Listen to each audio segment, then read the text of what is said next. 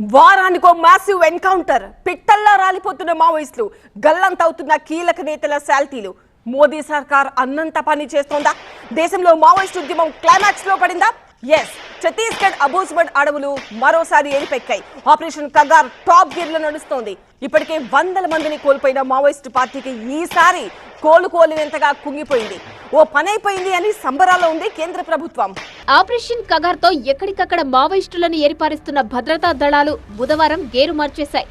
Narayanpur, Bijapur, Dantewada, Kondagaon district reserve guards, CRPF, COBRA action teams అన్ని కలిసి అబూజ్గఢ్ అడవుల్లో కంబైన్డ్ ఆపరేషన్ చేపట్టాయి. అగ్రనేతలు సమావేశమయ్యారన్న పక్కా సమాచారంతో ఉదయం 5 గంటలకు అలర్ట్ అయి విరుచుకుపడ్డాయి. గంటన్నర పాటు జరిగిన ఎదురు కాల్పుల్లో 27 మందిని మట్టుబెట్టాయి. ఆపరేషన్ కగార్ షురు అయినప్పటి నుంచి డజన్ల కొద్ది మావోయిస్టులని చంపేస్తున్న భద్రతా దళాలకు ఇదేం పెద్ద కిక్కిచ్చినట్టు లేదు. కానీ ఇదే ఆపరేషన్ లో మోస్ట్ వాంటెడ్ మావోయిస్ట్ పార్టీ కేంద్ర కమిటీ ప్రధాన కార్యదర్శి నంబాల కేశవరావు చనిపోవడం మాత్రం నేషనల్ బ్రేకింగ్ న్యూసే. ఛత్తీస్గఢ్ త్వరలోనే మావోయిస్టు రహిత రాష్ట్రంగా మారబోతుందన్నారు ఆ రాష్ట్ర డిప్యూటీ సీఎం విజయ్ శర్మ. కీలక లీడర్లు చనిపోయారని, ఇది ఆపరేషన్ కగార్ లో అద్భుత విజయమని చెప్పుకుంటోంది ఛత్తీస్గఢ్ సర్కార్.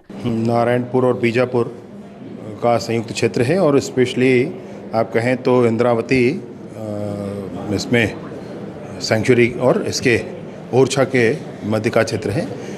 लगभग 50 घंटों से सर्च ऑपरेशन चल रहा था जिसमें मुठभेड़ हुई है और 26 से अधिक नक्सली उसमें मारे गए.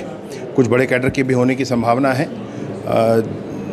जवानों की भुजाओं की ताकत पर एक और बड़ी सफलता, एक और बड़ी कामयाबी हमारे पूरे क्षेत्र को लाल आतंक से मुक्त करने के लिए मिली है. मैं हृदय से बधाई देता हूं जवानों को.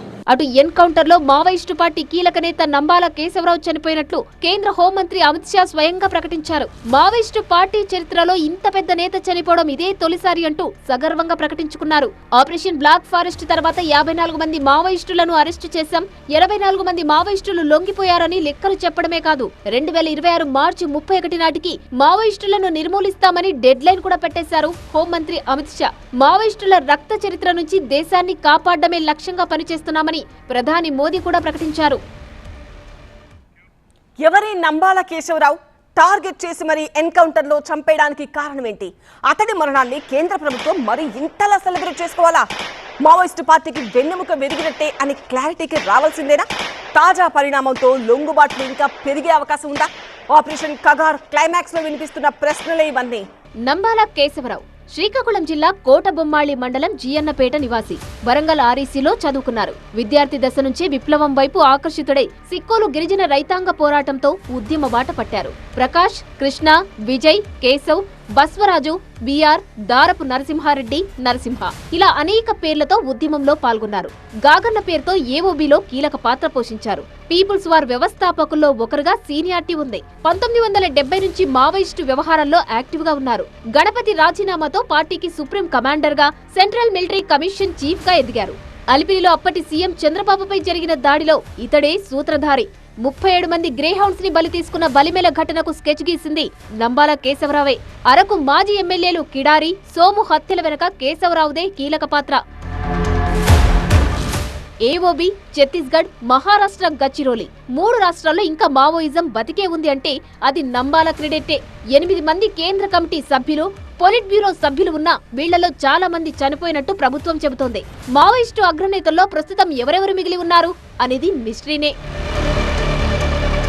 30 ఏళ్లుగా అనేక అణచివేత చర్యలు చేపట్టినా నంబాల కేశవరావు చనిపోవడం అతిపెద్ద విషయంగా భావిస్తోంది కేంద్ర ప్రభుత్వం.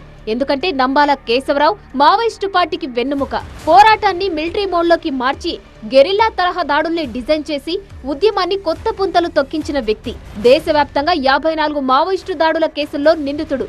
ఆయన తల మీద 1.5 కోటి రివార్డుంది. ఇప్పుడు నంబాల లోటుతో తలలేని మొండెంలా మారింది మావోయిస్టు పార్టీ.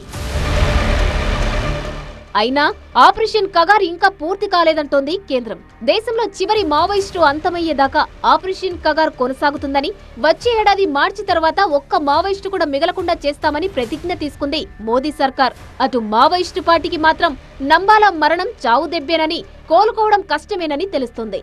నిన్నటిదాకా ఆయన ఆదేశాల మేరకు, ఆయన ఇచ్చిన కార్యాచరణ మేరకు పనిచేసిన మావోయిస్టు పార్టీ ఇప్పుడు బుల్లెట్ లేని బందూకులా మారి, చుక్కాని లేని నావల దిక్కుతోచని స్థితికి చేరుకుంది.